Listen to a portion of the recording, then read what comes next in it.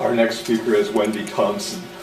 She produces Electric Green Environment News, and she's been working and volunteering in the environmental community for 120 years. Oh, wait a minute. Oh, sorry, that says plus 20 years. That's my mistake. Her current focus is rebuilding the OEN, and she has truly worked like a Trojan to help get us back on our feet. Just a little round of applause for that. She has worked harder than anybody.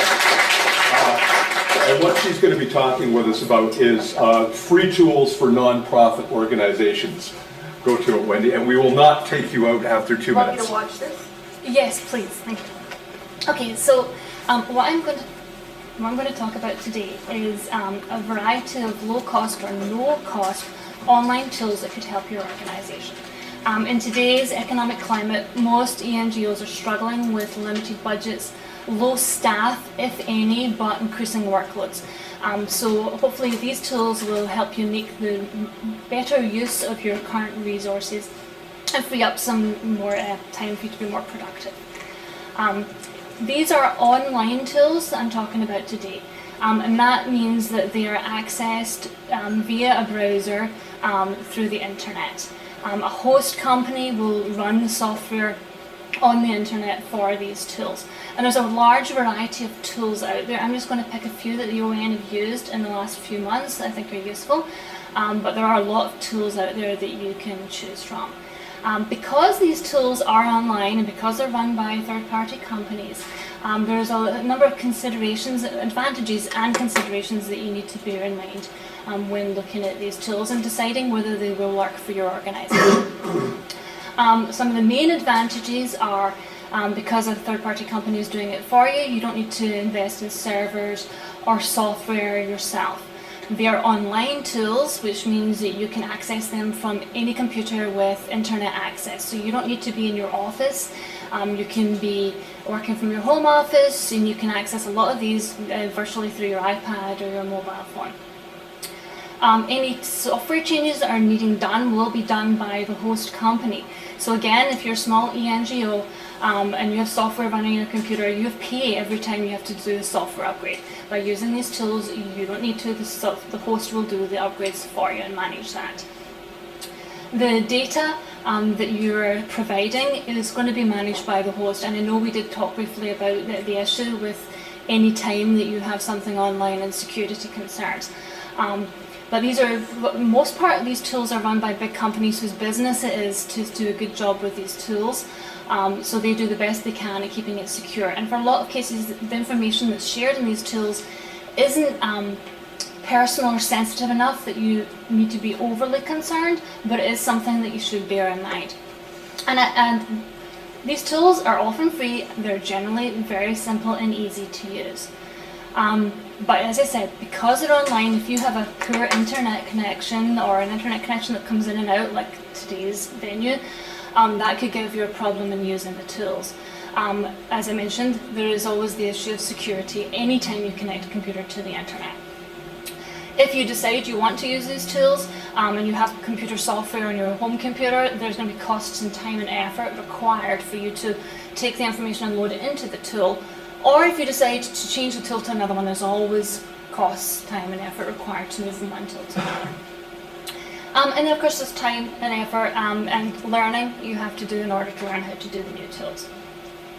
The last thing, of course, is because these are run by third-party companies, if they decide they want to do an upgrade to the software, you have no control on that. If you have a computer at home with software on it, you can say, I'm not going to upgrade to the next version because I don't like this, that, and the other. With these tools, because they're free and because they're managed by a third party, you have no control of the changes. However, the tools that I'm talking about are generally they have free versions and they have paid for versions as well. So you can test out using the free versions and decide if they will work for your organization or not. If they don't, there's no commitment financially that has been made. Okay. So, like I said, a lot of these tools, and I'll put them in context as to how we've used them in the OEN. The first tool is called Doodle. Doodle is an online meeting scheduler. You've probably all been in the situation where you've had to book a meeting with 10 people and you send out an email and you say, can you meet next Tuesday at 4? and they say, no, I'll do Tuesday at 5, or I can't do Friday, and you go back and forth with 7 billion emails just trying to sort out a date for the meeting. It takes longer than the meeting to sort out the meeting just to get everybody on the same page. With Doodle, you go in and you set up a free account. You register and you choose a variety of dates that you think will work for your attendees. 5 or 6 dates and times work pretty well. You then send that out to the potential attendees of your meeting, and they can go in. Because they're attendees, they don't actually have to register. They just go in and they put in their name, and they look at all the times that you have proposed for them, and they just simply go in and check off the times that can work for them. By the time everybody has filled up the poll, you're left with a table, and you can look at a glance to see what time works best for the most people and schedule your meeting. Quick and easy, and it saves you 7 billion emails. Free version, you have to register to set it up, but to participate as an attendee, you don't need to register at all. You just go in and put your first name. It's as simple as that. Now, the free version has some fairly unobtrusive adverts down the side, and the link that you'll send to your attendees is doodle.com/gobbledygook stuff. You can pay for that to go away. You can pay for the adverts to go away. You can pay for a customized URL. You can pay for it to link into your current calendar, whether you have iCal or Outlook, so that it does it automatically. You can pay for it to send out reminders to people who have not filled up the poll already. It costs you $39 a year to do it.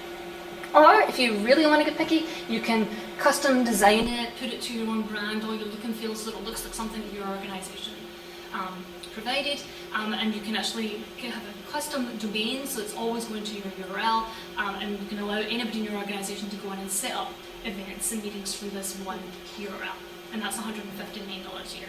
In the OEN, we used it to book our AGM team meetings, we used it to book volunteer meetings, and we didn't see the need to invest in additional functionality for that. The next tool that I want to talk about is MailChimp. MailChimp allows you to send out email campaigns. If you've seen any of our emails in the last few months, it will have come from MailChimp.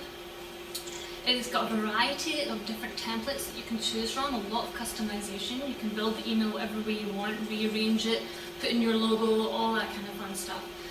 It's easy to get your subscribers and your membership lists in there. You can import it in from Excel. Once they're in the tool, you can actually segment the database. So you can say, I want to split the list in two. For example, with the OEM, we split our group into members and subscribers. That way, you can send one email to members and a different email to subscribers. So you've got an opportunity to rearrange the list however you want, depending on how you're going to send out the emails. You can also create a web form, so that when people go onto your website and sign up for, say, your newsletter, it will feed automatically into MailChimp into one of your lists. Once the email has gone out, it allows you to track opens and clicks and who clicked on what, and that way you can target them with more campaigns, or you can tweak whatever you're doing to make sure that you increase the engagement. And it handles, and Ted will talk about this later, it handles your unsubscribes for you. Whenever you load it in, it says, has this person have you got consent from this person? And at the bottom of the email, there's an unsubscribe link. If you click on the unsubscribe, it takes them out of the database. And your mailing address appears on the bottom of the email as well, which I believe will bring you into compliance with cancel, which is anti-spam legislation. But again, Ted will talk about that later. The free version allows you to have 2,000 people in there, 2,000 email addresses, and send out 12,000 emails a month.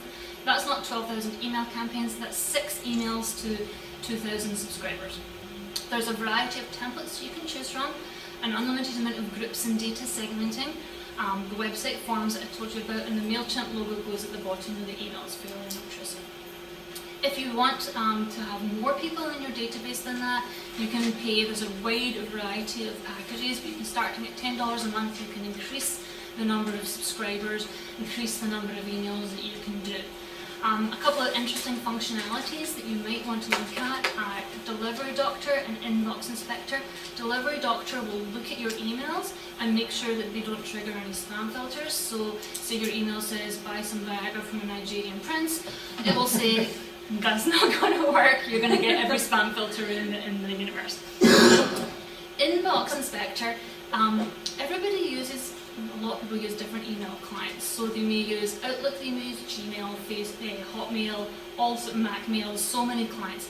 And when you send out your email, it may not look the same in all these different clients.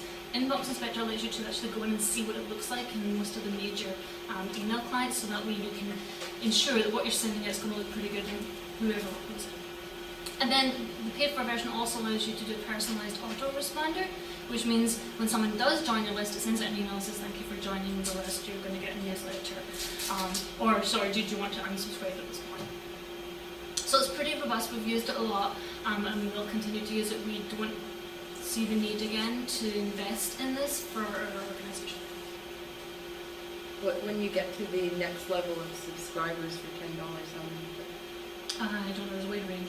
Yeah.